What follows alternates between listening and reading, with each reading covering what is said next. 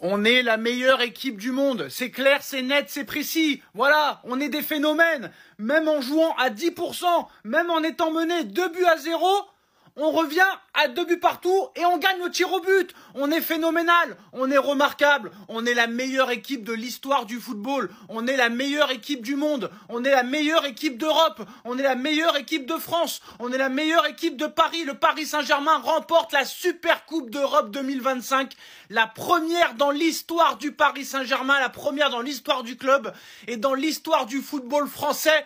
Bravo monsieur Lucho Luis Enrique.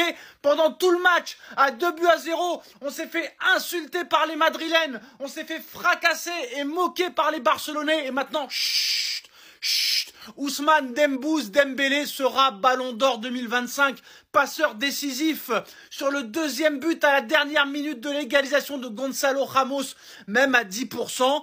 C'est chocolat, les gars. On est obligé de donner 2 buts d'avance pour avoir un petit peu de suspense. Sinon, c'est pas marrant. Pas de préparation, pas de matchs amicaux. Et même, on vous laisse 2 buts d'écart, on vous laisse 2 buts d'avance et on revient à 2 buts partout. C'est plus marrant. C'est plus marrant, les gars. C'est pour ça qu'on est obligé de laisser des buts d'avance aux autres équipes d'en face.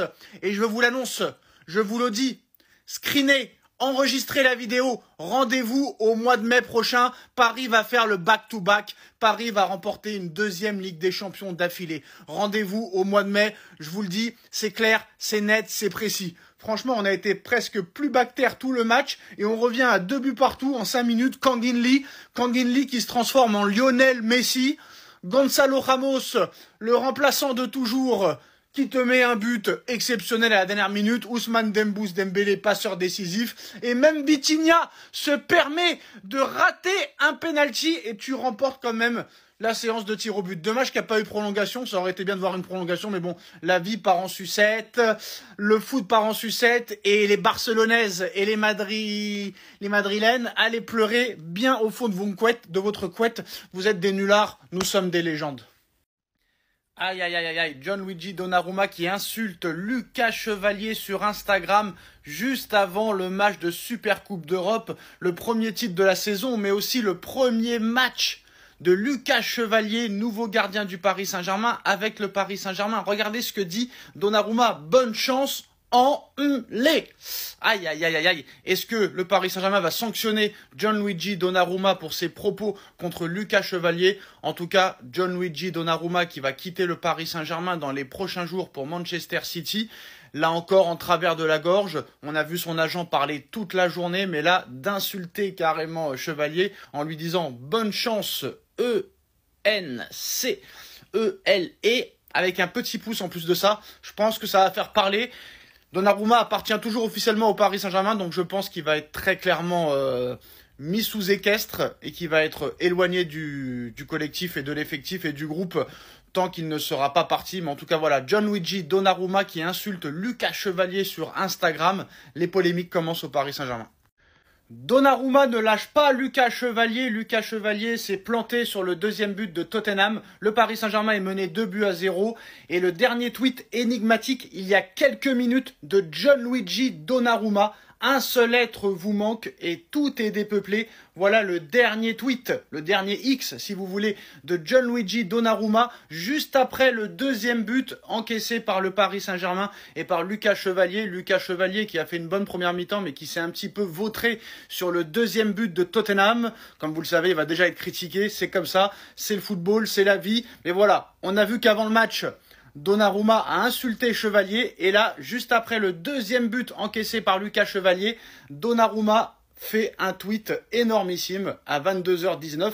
Donc voilà, vous voyez bien que là, Gianluigi Donnarumma n'a plus rien à perdre. Je pense qu'on n'en a pas fini d'en entendre parler de cette histoire. Et voilà, quoi qu'il en soit, je pense qu'à chaque boulette, à chaque fait et geste de Chevalier, Donnarumma va bien envoyer, je pense. Ça va être du très très lourd à suivre. Mais en tout cas, le Paris Saint-Germain est mené 2-0. Ça, c'est moins drôle.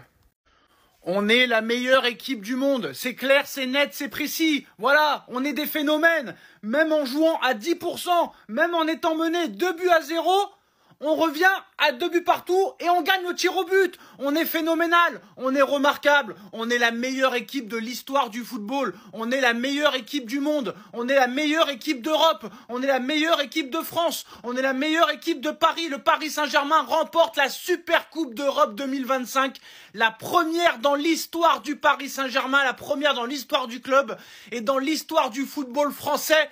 Bravo monsieur Luis Enrique, pendant tout le match, à 2-0, on s'est fait insulter par les Madrilènes, on s'est fait fracasser et moquer par les Barcelonais, et maintenant, chut, chut, Ousmane Dembélé sera Ballon d'Or 2025, passeur décisif sur le deuxième but à la dernière minute de l'égalisation de Gonzalo Ramos, même à 10%. C'est chocolat, les gars. On est obligé de donner 2 buts d'avance pour avoir un petit peu de suspense. Sinon, c'est pas marrant. Pas de préparation, pas de matchs amicaux. Et même, on vous laisse 2 buts d'écart, on vous laisse 2 buts d'avance et on revient à 2 buts partout. C'est plus marrant. C'est plus marrant, les gars. C'est pour ça qu'on est obligé de laisser des buts d'avance aux autres équipes d'en face. Et je vous l'annonce, je vous le dis, screenez. Enregistrez la vidéo, rendez-vous au mois de mai prochain. Paris va faire le back-to-back. Paris va remporter une 2e Ligue des Champions d'affilée. Rendez-vous au mois de mai. Je vous le dis, c'est clair, c'est net, c'est précis. Franchement, on a été presque plus bactère tout le match et on revient à 2 buts partout en 5 minutes. Kangin Lee qui se transforme en Lionel Messi. Gonzalo Ramos, le remplaçant de toujours, qui te met un but exceptionnel à la dernière minute. Ousmane Dembélé, passeur décisif. Et même Vitinha se permet de rater un penalty et tu remportes quand même la séance de tir au but. Dommage qu'il n'y a pas eu prolongation. Ça aurait été bien de voir une prolongation, mais bon, la vie part en sucette, le foot part en sucette et les Barcelonaises et les Madrilènes, allez pleurer bien au fond de votre couette. Vous êtes des nullards, nous sommes des légendes.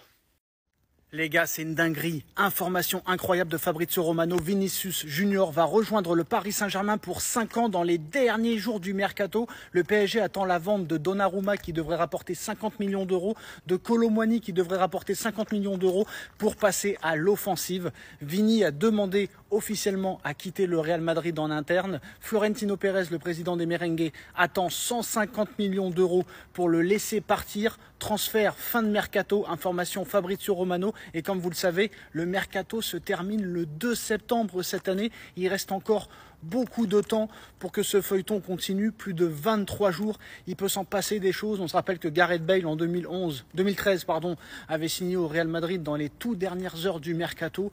Donc voilà, ils ont donné les clés du camion à Mbappé. Vinicius ne veut plus jouer avec Mbappé. Vinicius n'a pas été respecté par le Real Madrid avec tout ce qu'il a fait remporter au Real Madrid. Donc voilà, lui il veut se casser, il veut un nouveau projet. Il paraît que en interne, Luis Enrique a demandé Vinicius Junior et il veut le transformer, le métamorphoser un peu comme il a fait avec Ousmane Dembélé qui va devenir Ballon d'Or dans les prochaines semaines. Vinicius Junior pour 5 ans au Paris Saint-Germain, dites-moi en commentaire.